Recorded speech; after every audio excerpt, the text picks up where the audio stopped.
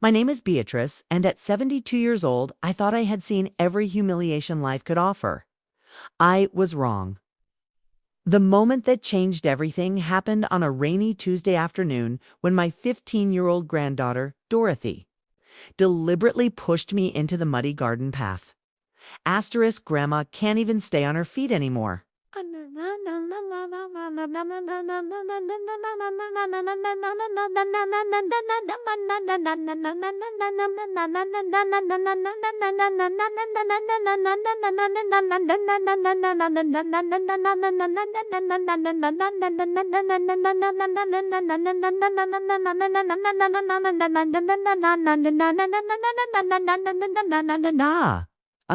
Na.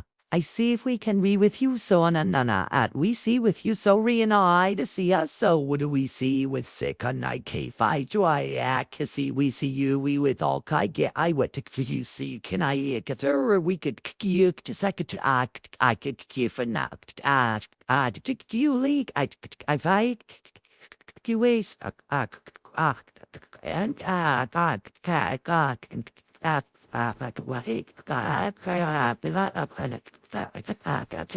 Wet earth. Asterisk. As I lay there, my best dress ruined my dignity. Shattered, something inside me snapped. Not with anger, but with a sudden crystal clear realization. I had spent decades letting life happen to me. Today, that would change. Asterisk, but let me start from the beginning. It's because every ending needs its proper story. Asterisk, I was born in 1952, the youngest of 6 children in a small farming community where women were expected to marry young bare children and keep quiet. My mother Agnes was a gentle soul who never raised her voice above a whisper. Even when my father, Harold, came home drunk and demanding. I learned early that silence was survival, that making yourself small was safety. Asterisk, at 19, I married Theodore, a man 12 years my senior who promised me security. What he gave me instead were 43 years of being told I wasn't smart enough, pretty enough, or useful enough. Theodore had a way of making me feel grateful for his criticism, as if his harsh words were gifts meant to improve me. Asterisk, Beatrice, you've burned the roast again. How do you expect me to bring my business partners home when you can't even manage a simple meal? Asterisk, Beatrice, Mrs. Henderson's garden looks immaculate. Why can't you keep up with the neighbors? Asterisk, Beatrice, you're getting soft around the middle. No wonder I don't find you attractive anymore. Asterisk, for 4 decades, I absorbed his words like a sponge absorbs water, letting them soak into my very bones, until I believed them. I was the woman who apologized for existing, who shuffled through grocery stores with downcast eyes, who never spoke up even when the cashier shortchanged me. Asterisk, when Theodore died 3 years ago from a heart attack, I expected to feel grief. Instead, I felt something I hadn't experienced in decades: silence. Not the oppressive silence of fear, but the peaceful silence of possibility. For the first time in my adult life, no one was telling me I was doing everything wrong. Asterisk, my daughter Margaret moved back home with her teenage daughter Dorothy after her divorce. I was grateful for the company, eager to help, desperate to be useful. Margaret worked long hours as a nurse, often pulling double shifts at the hospital. Leaving Dorothy and me to navigate our relationship alone? Asterisk, Dorothy was nothing like the sweet granddaughter I had imagined during her childhood visits. She was sharp-tongued, impatient, and seemed to view my presence as an inconvenience. When she spoke to me at all, it was with the same dismissive tone her grandfather had used. Asterisk, Grandma, you're blocking the TV. Asterisk, Grandma, your cooking tastes like cardboard. Asterisk, Grandma, why do you dress like you're from the 1800s? Asterisk, I told myself she was just being a typical teenager, that this phase would pass. I made excuses for her rudeness, convinced myself that love meant accepting mistreatment. After all, hadn't I spent my entire marriage doing exactly that? Asterisk, the morning of the incident, Dorothy had been particularly cruel. I had offered to help her with her homework, a history project about women's rights in the 1960s. Asterisk, you wouldn't. Understand, Grandma? You never did anything important with your life. You just cooked and cleaned and let Grandpa walk all over you. What could you possibly know about women's rights? Asterisk, her words stung because they contained a grain of truth that I had been avoiding for years. I had let life happen to me. I had chosen safety over strength, silence over speaking up, submission over self-respect. Asterisk, later that afternoon. I was hanging laundry on the line when Dorothy came outside, phone pressed to her ear, talking loudly. To one of her friends, asterisk, yeah, I'm stuck here with my grandmother. She's so pathetic, just shuffles around the house like a ghost. My mom says I have to be nice to her, but honestly, she's such a burden. Asterisk, I pretended not to hear, but each word felt like a small cut. When she finished her call, she walked past me toward the house. The ground was muddy from the morning rain, and I was carefully stepping around the puddles. Asterisk, that's when it happened. Dorothy, instead of simply walking around me, placed both hands on my back and pushed. Hard. Asterisk, I tumbled forward into the largest mud puddle. My dress soaking through immediately, my hands scraping against the rough stones. The cold mud seeped through my clothes, and for a moment, I couldn't breathe from the shock. Asterisk, Grandma can't even stay on her feet anymore. Dorothy laughed, pulling out her phone to record my humiliation. Asterisk, and there I was, face down in the mud, 72 years old, and wondering how I had arrived at this moment. How had I become someone that even my own granddaughter felt comfortable humiliating? Asterisk, as I struggled to get up, my hands slipping in the mud, something remarkable happened. Instead of shame, I felt anger. Clean, pure, righteous anger. Not the bitter resentment I had carried for years, but the kind of anger that burns away everything false and leaves only truth behind. Asterisk, I stood up slowly, mud dripping from my dress, and looked directly at Dorothy. She was still filming, expecting me to cry or apologize or shuffle away in embarrassment. Asterisk, instead. I smiled. Asterisk, Dorothy, I said, my voice steady and clear. That was the last time you will ever treat me with disrespect. She lowered her phone, probably surprised by the calm in my voice. What are you going to do about it, Grandma? Asterisk, I walked past her into the house, leaving muddy footprints across the kitchen floor I had mopped that morning. I went straight to my bedroom, peeled off my ruined dress, and stared at myself in the mirror. Asterisk.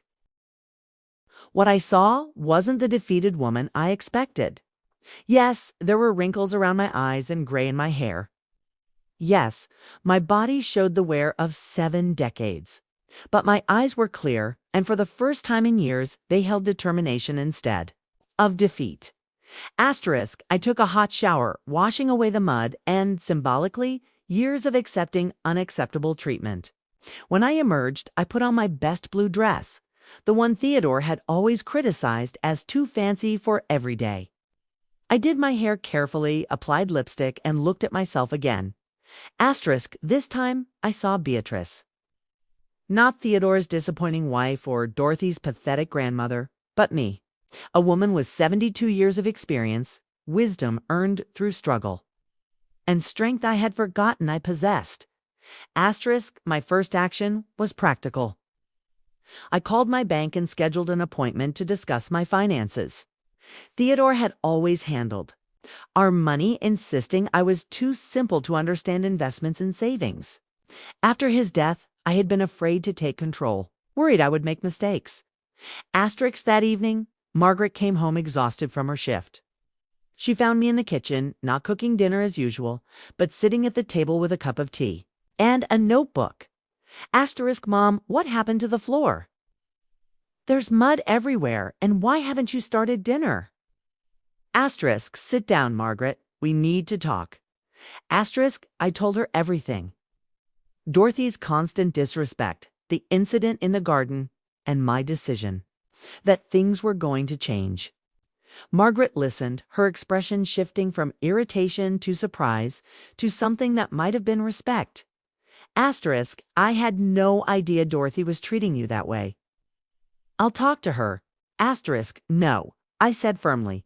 I'll handle Dorothy myself. Tia. But I need you to understand that I won't be your unpaid housekeeper anymore. I'm happy to help with reasonable requests, but I won't be taken for granted. Margaret nodded slowly. Right, Mom? I'm sorry. We've been treating you badly. When Dorothy came downstairs for dinner and found none prepared, she immediately began complaining.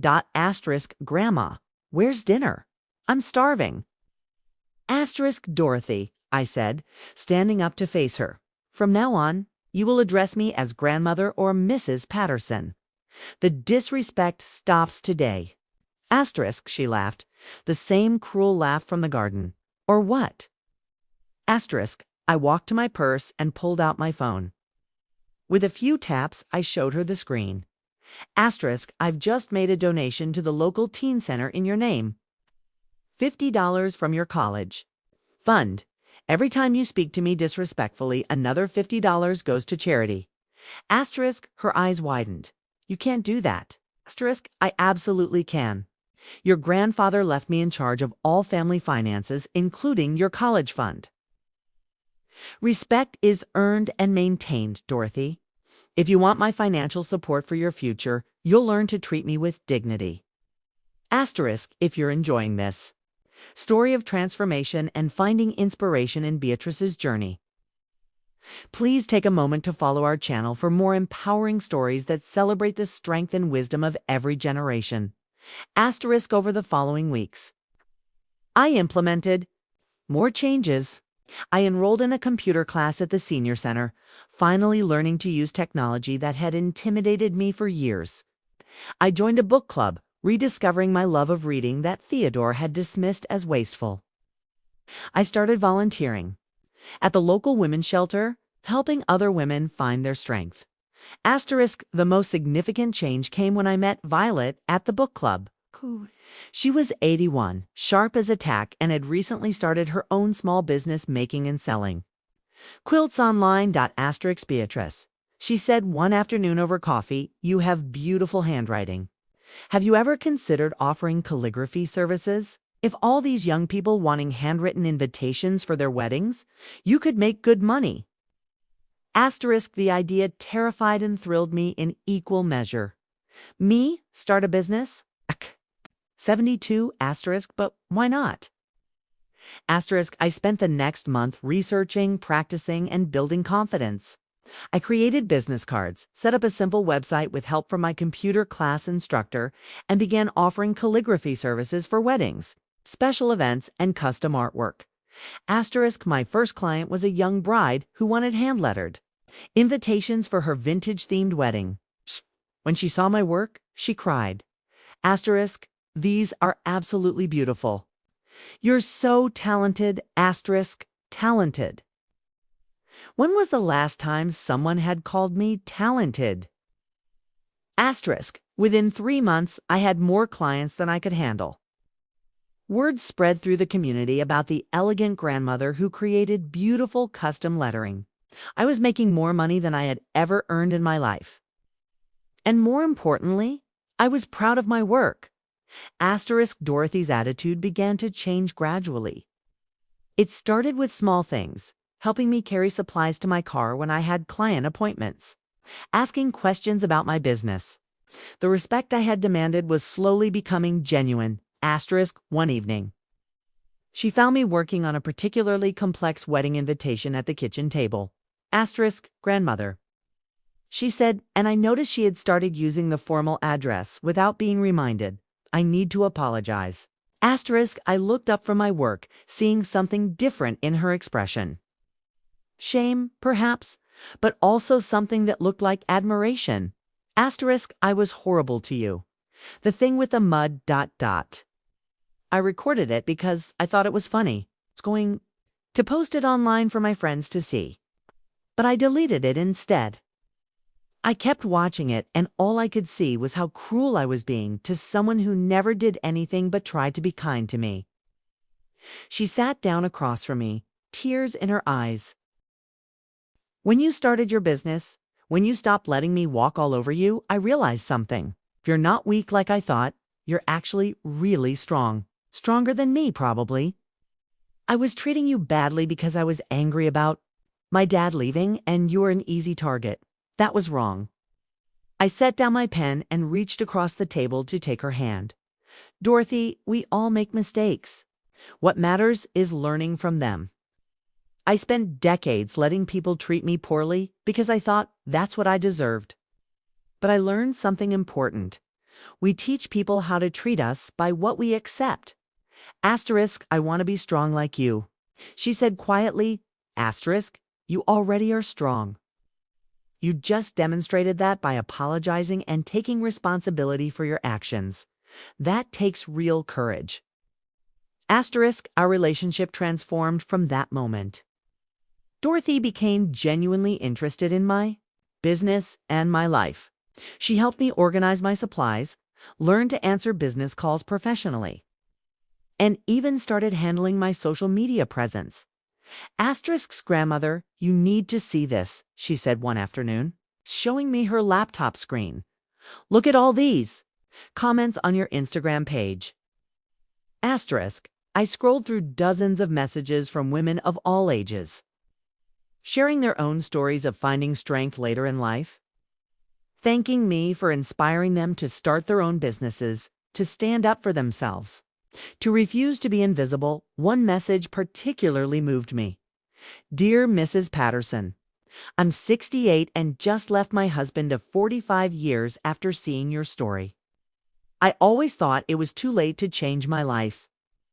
Thank you for showing me it's never too late to choose respect over acceptance. Asterisk, I had become accidentally inspirational, simply by refusing to accept unacceptable treatment.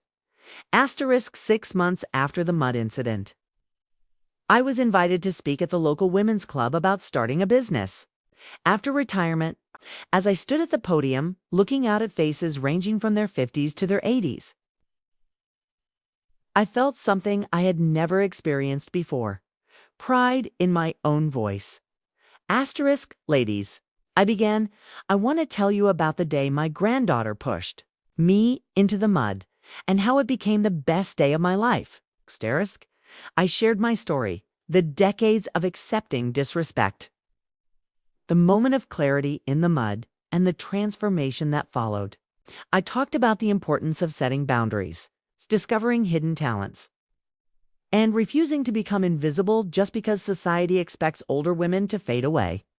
Asterisk, the response was overwhelming. Women approached me afterward with tears in their eyes, sharing their own stories of finding strength after decades of submission. Several asked for my business card, not for calligraphy services, but for inspiration and guidance. Asterisk, that's when I realized my true calling wasn't just creating beautiful lettering, it was helping other women find their voices. Asterisk, I started offering workshops called Strength After 70, teaching women my age and older about setting boundaries, starting businesses, and rediscovering their worth. The sessions filled up immediately, with waiting lists that stretched for months.